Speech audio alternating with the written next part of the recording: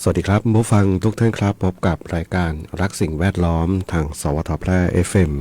91 เมกะเฮิรตซ์ครับวันพุธที่ 13 สิงหาคม 2568 อยู่กับผมแสวงเป้าเพชรเป็นผู้ดำเนินรายการครับกลับมาพบกับท่านผู้ฟังกันเหมือนเช่นเคยครับเริ่มต้นกันในช่วงเช้าๆของการทำงานครับสัปดาห์นี้มีวันหยุดกันมา4 วันเนาะนับวันเสาร์ที่ผ่านมาวันเสาร์อาทิตย์วันจันทร์หยุดหยุดพิเศษเนาะไม่ใช่ชดเชยเนาะแล้วก็เมื่อวานวันเฉลิมพระชนมพรรษานะครับนะของพระพันปีหลวง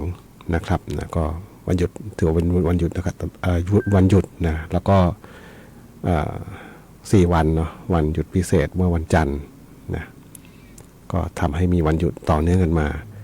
4 วันนะครับนะหลายคนบอกมันกระท่อนกระแท่นนะลืมวันลืมคืนนะครับบางคนวันนี้วันจันทร์หรือเปล่านะไม่ใช่เนาะวันนี้วันพุธละเนาะนะเข้ามากลางสัปดาห์แล้วก็วันเปิดทำการ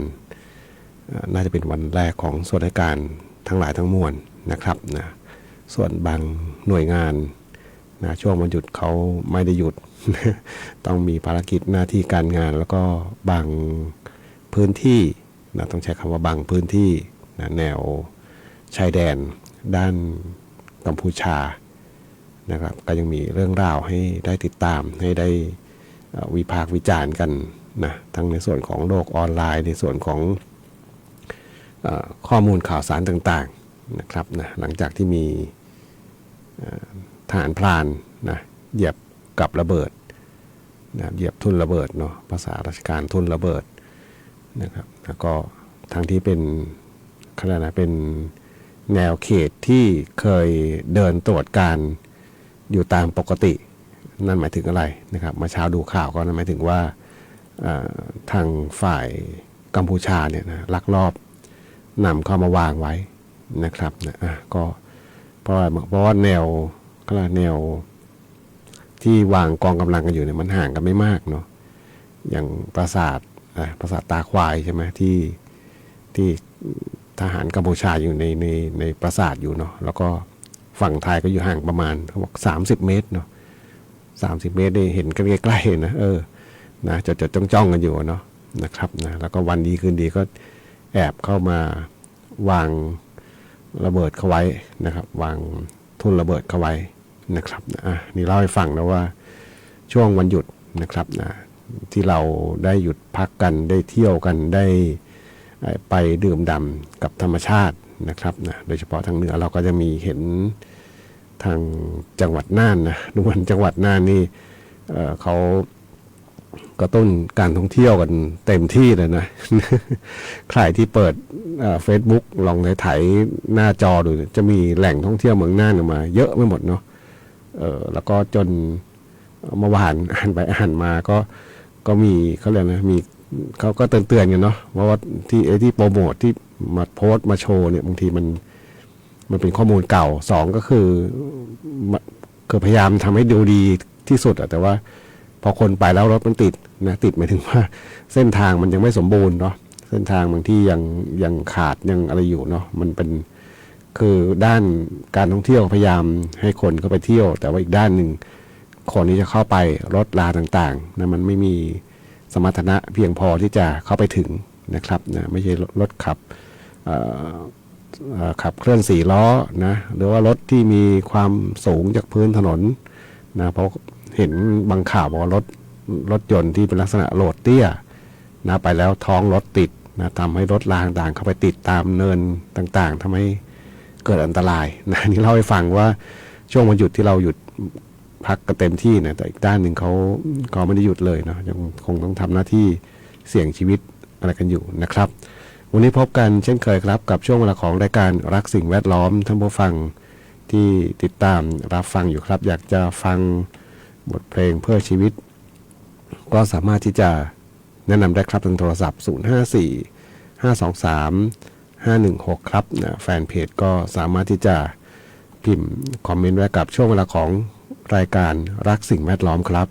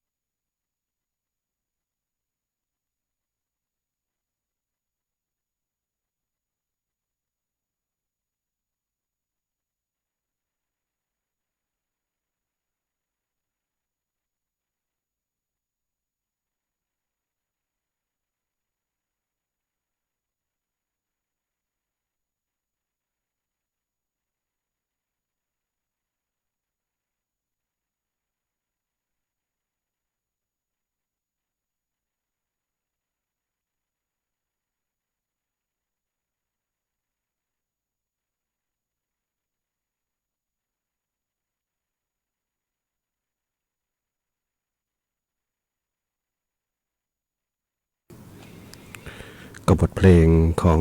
คุณอ้นธวัชชัยชูเหมือนครับนะฝากไว้เตือนใจครับส่งมอบเป็นความสุขสำหรับท่านผู้ฟังที่ติดตามรับฟังรายการรักสิ่งแวดล้อมทางสวทแพร่ FM 91 เมกะเฮิรตซ์ครับนะก็ผ่านไปเนาะวันแม่แห่งชาติเมื่อวานนะคุณแม่หลายคนน่าจะยิ้มแก้มปริเนาะจริงๆเขาบอกอยากให้รักทุกวันแหละเนาะนะครับไม่จำเป็นต้องเป็นวันแม่หรอกเนาะบางคนก็นะไม่กล้าบอกเนาะแต่ว่าแสดงออกให้เห็นนะก็เนาะเป็นปกตินะอย่างน้อยก็มีวันสำคัญนะบางคนก็พาคุณแม่ไปทานข้าวนะครับหรือว่ามีก็เป็นพวงมาลัยมะลินะที่จะไหว้คุณแม่นะครับนะก็ถือว่าเป็นความรักความกตัญญูบางอย่างนะที่แสดงออกมาแล้วก็มันจะส่งผลไปถึงลูกหลานเนาะนะครับนะเพราะว่าสิ่งเหล่านี้เป็นสิ่งที่ดีงามเนาะความรักความกตัญญูนะรู้คุณนะบิดามารดานะไม่เฉพาะบิดามารดาหรอกเนาะปู่ย่าตายายนะในอดีตเนี่ยเวลาเขาในวัตถุเด็กๆเนี่ยนะที่ได้รับการอบรมสั่งสอนเรามักจะบอกว่าไม่คือให้เราสำนึกบุญคุณเนาะผู้มีพระคุณนะปู่ย่าตายายพ่อแม่นะญาติพี่น้องนะรวมไปถึงครูด้วยนะครับนะในอดีตนี่เราเทิดทูนพระคุณของคุณครูนะครับนะแต่ว่าในปัจจุบันนี้บางคนบักชักเริ่มไม่แน่ใจเนาะนะครับนะเพราะว่าการที่สังคมนะคนบางกลุ่มบางอะไรก็ออกมาให้อะไรนะก็เลยเป็นวิธีคิดนะว่าคนที่ไม่ต้องมีพระคุณต่อกันเนาะครูมีเงินเดือนกินรับจ้างมาสอนนะอะไรแบบนี้เนาะนะก็นะสังคมที่เปลี่ยนไปนะวิธีคิดของคนในสังคมบางอย่างก็เปลี่ยนไปนะแต่เป็นในอดีตนี่ครูคือถือว่ายิ่งใหญ่นะครับแล้วก็ในอดีตก็ต้องยอมรับครูนะทำหน้าที่ได้เต็มที่เต็มกำลังนะเลยเกินเลยของความเป็นคนที่แค่สอนนะครับมีความห่วงใยห่วงอาทรของกับลูกศิษย์นะที่ต้องเรียนแล้วก็กระทั่งไปทำงานแล้วเนาะนะผู้จัดรายการนิคนแหละเนาะก็ได้รับก็เรียกนะรับอะไรเดียรับอิทธิพลวิธีคิดแบบนี้เนาะนะแล้วก็ได้รับ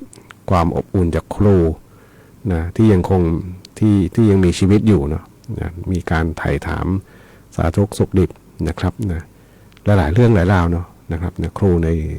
เชื่อปัจจุบันครูปัจจุบันก็มีไม่ใช่ไม่มีนะครับนะแต่ว่าส่วนหนึ่งก็จะมีเวลาเป็นข่าวมันมักเป็นข่าวในทางที่ไม่ดีเนาะแต่ข่าวที่ดีบางทีก็ไม่ได้ถูกนำเสนอนะครับในอดีตครูนะบางทีตีเราอะไรเราอบรมเราสั่งสอนเราเนี่ยช่วงแวบหนึ่งก็รู้สึกโกรธนะแต่ว่าพอผ่านไปเนี่ยเราจะรู้สึกก็เพราะเราผิดไงนะครูด้วยความหวังดีนะเขาก็ต้องทำหน้าที่ลงโทษนะครับนะก็แวบแรกๆเนี่ยมันต้องโกรธมนุษย์ทุกคนเนาะแต่ว่าพอช่วงเวลาผ่านไปเนี่ยนะแป๊บเดียวเนี่ยนะเด็กๆนะจะรู้สึกเจ็บรู้สึกอะไรต่างๆก็แป๊บเดียวนะแป๊บแล้วก็ผ่านไปก็เราผิดเนี่ย มันเป็นกระบวนการบางอย่างที่ทำให้คนยอมรับนะในความผิดพลาดของตัวเองเนาะนะครับทุกคนมีความผิดหมดแหละนะความผิดพลาดที่เกิดขึ้นเพียงแต่ว่าถ้ามัวแต่อ้อนวอนให้เห็นใจโดยที่สิ่งเหล่านั้นนะไม่ได้สำนึกในความผิดมันก็ลำบากเนาะนะครับเห็นข่าวแล้วก็บางทีก็หดหู่เหมือนกันข่าวเด็กตีครูเนาะภาษาเหนือใช่ไหมตีต่อยนะแล้วก็เพียงเพราะว่านะมีความผิดหวังเรื่องของคะแนนเต็ม20ได้18โอ้ยเป็นเรานะโอ้กระโดดโลดเต้นเลยนะกับเต็มอะเนาะนะนี่ขาดไป2คะแนนก็เต็มแต่นี่อะไร วิธีคิดมันไปทางไหนแล้วนะนะอันนี้ต้องก็นำมาเล่าให้ฟังเนาะเพราะเห็นข่าวสารต่างๆช่วงวันหยุดที่ผ่านมานะวันเมื่อวานวันแม่แห่งชาติเนาะนะครับนะแล้วก็ เรื่องของคุณแม่เนาะหลายคนที่ยังอาจจะยังยิ้มอยู่นะลูกแสดงความรักต่างๆนะครับไปฟังเพลงกันต่อครับนะเพลงนี้หลายคนอาจจะไม่ค่อยคุ้นเนาะเพลงของครูซันกับงานเพลงลูกแม่ครับ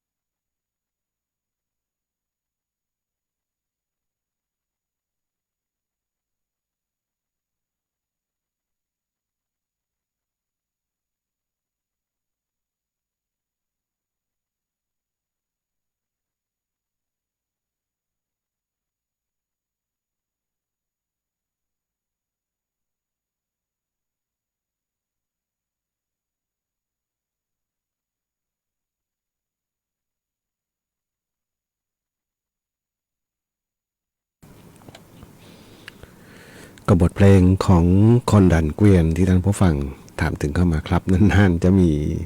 ท่านผู้ฟังได้ถามถึงเพลงนี้เนาะปีกรักเป็นเพลงเก่าๆเลยเนาะของคอนดันเกวียนท่านผู้ฟังจากทางร่องฟองเนาะบอกเออมันเป็นอะไรอย่างของมันนะนักเรียนละอ่อนตีครูนะนี่บอกนะจิตใจทำด้วยอะไรนะครับนี่แหละเนาะเรากำลังเจอบางอย่างนะโดยเฉพาะเด็กๆนะที่คือต้องยอมรับว่าสังคมในยุคปัจจุบันนะใครที่มีลูกมีหลานนะครับจากเดิมนะการอบรมเลี้ยงดูเนี่ยจะอยู่เฉพาะในแวดวงครอบครัวนะห่างมาหน่อยก็เป็นข้างๆบ้านนะหมายถึงญาติพี่น้องข้างบ้านมีอะไรเขาก็จะคอยบอกคอยเตือนนะการรับรู้นะสิ่งที่เห็นในสังคมเด็กๆเขาก็จะเห็นเฉพาะในครอบครัวแล้วก็จากเพื่อนบ้านนะไกลหน่อยก็โรงเรียนนะครับซึ่งมันเป็นสิ่งแวดล้อมที่ผมเชื่อว่า 80% เป็นสิ่งที่ดีนะตั้งแต่บ้านเราข้างบ้านไปจนถึงโรงเรียนนะครับสิ่งไม่ดีน้อยมากนะในโรงเรียนถึงแม้จะมีไม่ดีบ้างแต่ว่าก็จะถูกกำกับในทางที่ดีโดยครูนะทั้งครูทั้งบุคลากรทางการศึกษาทั้งหลายเขาจะช่วยกำกับแต่ปัจจุบันเนี่ยนะสิ่งที่ไม่ดีมันมาทางอากาศเนาะมันมาทางสมาร์ทโฟนมันมาทางคลิปมันมีมาทางอะไรบางอย่างนะที่บางทีก็นะบอกผ่านกันมานะในสังคมต่างๆนะครับนะเรื่องของสิทธิเสรีภาพอะไรบางอย่างที่มันบางทีเด็กๆนะการที่ต้องให้เจริญเติบโตขึ้นมาในสิ่งที่ดีงามเนี่ยนะมันก็ต้องเริ่มต้นจากใกล้ๆก่อนเนาะนะบางทีเขาก็ไปรับจากใกล้ๆมาเลยเนาะมันก็ทำให้เกิดปัญหานะเขาบอกเด็กเหมือนผ้าขาวจริงแหละเนาะแต่ว่าสิ่งที่เขารับรู้ในสังคมมันเปลี่ยนไปนะครับนะเคยนานแล้วนะเกือบจะ20 ปีแล้วนะผมเคยฟังนะผู้จัดรายการท่านหนึ่งนะอยู่แวดวงสาธารณสุขนะครับเขาแล้วก่อนเขาจะมาจัดรายการที่นี่แหละเขาบอกว่าในยุคนั้นเนี่ยนะมันมีเพียงแค่คอมพิวเตอร์นะเขาบอกว่าวิธีการที่จะให้เด็กห่างจากสังคมไม่ดีก็โดยวิธีการก็คือนำคอมพิวเตอร์มาตั้งในห้องที่เป็นห้องส่วนรวมห้องกลางนะไม่ใช่ให้คอมพิวเตอร์ไปตั้งในห้องนอนลูกนะนี่คือในอดีตมันยังไม่มีสมาร์ทโฟนแบบนี้เนาะจะมีโทรศัพท์ก็นะเล่นเกมงูอะไรก็ไม่รู้ แล้วก็คือมันยังไม่ทันสมัยมากมายเนาะแต่คอมพิวเตอร์มีไหมยุคนั้นมีแล้วเนาะมีคอมพิวเตอร์มีอินเทอร์เน็ตแล้วนะตั้งแต่สมัยอินเทอร์เน็ตยังซื้อการ์ดเติมเงินกันอะไรกันประมาณนั้นเนาะนะครับเขาบอกว่าวิธีการที่จะป้องกันไม่ให้ลูกนะได้รับรู้บางอย่างนะบางทีก็ต้องกันนะสังคมที่คอยมาสอนลูกเราบางอย่างที่มันไม่ดีนะก็โดยการตั้งเครื่องคอมพิวเตอร์ไว้ในห้องกลางนะที่มีผู้หลักผู้ใหญ่เห็นนะตอนนี้ไม่ได้ละ ใครซื้อสมาร์ทโฟนให้ลูกใช้ละนะครับนะเห็นหลายคนนะรุ่นหลานเนาะรุ่นหลานนะรุ่นลูกรุ่นหลานไปแล้วนะครับนะบางคนเขาก็ดูแลลูกเขาดีเนาะกำกับเลยนะเรื่องของการใช้สมาร์ทโฟนต่างๆนะไม่ให้ใช้ไม่ให้คือให้ใช้ในต่อหน้าแล้วก็วัยเด็กนะส่วนเวลาอื่นที่ไม่เห็นเขาจะไม่ให้ใช้บางคนก็ให้ใช้ตลอดเนาะใช้เล่นเพราะว่ามันสบายเนี่ยนะไม่ต้องอะไรมากนะแต่ก็เห็นความแตกต่างนะครับนะคนที่กำกับอย่างดีๆเนี่ยนะครับเด็กๆ เขาก็ได้รับรู้ในสิ่งที่ดีๆเนาะส่วนไอ้ที่ปล่อยนะเกมก็เล่นกันไป มันก็ได้อีกอย่างนึงนะสังคมเป็นแบบนี้เนาะนะครับก็เล่าให้ฟังเนาะขอบคุณผู้ฟังที่ได้มีโอกาสโทรศัพท์มาพูดคุยบอกได้ยินเรื่องนี้แล้วก็อดไม่ได้ ไปฟังเพลงต่อครับนะงานเพลงของคาราบาวครับนะกับบทเพลงลูกแก้วครับ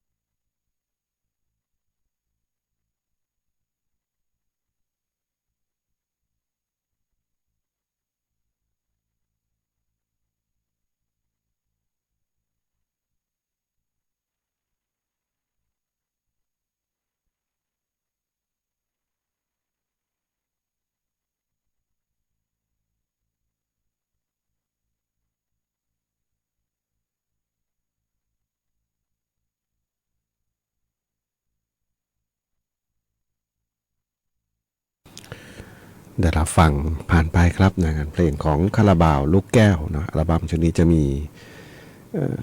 สองเพลงนะตรงข้ามกันนะลูกแก้วกับลูกหินนะน่าจะเป็นมุมมองนะของน้าแอดก็จริงๆแหละนะในยุคอดีตจนถึงปัจจุบันก็ไม่ได้ต่างกันนะครับนะการอบรมเลี้ยงดูต่างๆนะครับมนุษย์เป็นน่าจะเป็นสัตว์โลกที่เติบโตมาแล้วก็ต้องได้รับการอบรมเลี้ยงดูเนาะอย่าว่าแต่อบรมเลี้ยงดูเลยแค่จะใช้ชีวิตด้วยตัวเองเนี่ยนะก็ต่างจากสัตว์อื่นเนาะสัตว์อื่นนี่เกิดเพียงแค่ไม่กี่นาทีเนาะก็ยืนด้วยตัวเองได้นะเลี้ยงตัวเองได้นะดูสารคดีบางสัตว์บางชนิดนะสัตว์เองก็ด้วยนมอยู่แล้วเนาะนะครับแล้วก็เราแตกต่างกันเนาะจึงมีการพัฒนาการนะต่างๆที่แตกต่างจากสัตว์ชนิดอื่นนะครับนะก็นะเป็นบทเพลงเก่าๆนะวันนี้ก็เป็นงานเพลงทำผู้ฟังได้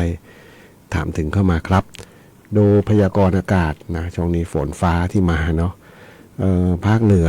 วันนี้ฝนน้อยลงเนาะพื้นที่เสี่ยงภัยฝนตกหนักถึงหนักมากเนี่ยนะเป็นสีขาวหมดเลยภาคเหนือนะครับนะดูแล้วมีฝนตกฝนฟ้าคะนองเนี่ย160%ของพื้นที่มีเชียงใหม่เชียงรายพะเยาน่านอุตรดิตถ์ตากพิษณุโลกและเพชรบูรณ์นะครับนะ160%นะครับแต่ว่าถ้าดูแผนที่ที่เป็นเสี่ยงภัยฝนตกหนักตอนนี้ภาคเหนือเราไม่มีนะไปมีทางโซนภาคอีสานตอนบนนะครับนะแล้วก็ไปภาคตะวันออกนะภาคตะวันออกนี่จะว่าไปก็เรื่องปกติเนาะฝนตกทางภาคตะวันออกนี่นะตั้งแต่แถวสระแก้วจันทบุรีตราดปราจีนบุรีนะแถวนั้นนะฉะเชิงเทราชลบุรีระยองนะเพราะเป็นพื้นที่ที่อยู่ใกล้ทะเลเนาะได้รับอิทธิพลจากทางทะเลด้วยนะครับนะก็ไปภาคใต้เลยนะภาคใต้ฝั่งตะวันตกนะครับนะก็จะมีเป็นสีเหลืองเนาะก็ตกมาเยอะนะครับนะไม่เยอะเท่าไหร่ไม่รู้นะ แต่ว่า 60% ในภาคเหนือนะครับฝนก็แผ่วจางไปบ้างนะครับนะก็ยังแต่ก็มีตกกับทุกวันนะตกมากตกน้อยก็มีแหละเนาะพอได้วิ่งเก็บผ้าเก็บผ่อนสำหรับใครซักผ้าตากไว้นะครับวันนี้รายการสิ่งแวดล้อมทางสวทแพร่ FM 91 เมกะเฮิรตซ์มาถึงช่วงท้ายรายการครับคงต้องนำรายการท่านผู้ฟังไปก่อนพบกันใหม่ในวันพรุ่งนี้ขอความสุขความโชคดีจงมีแด่คุณผู้ฟังทุกท่านสำหรับวันนี้สวัสดีครับ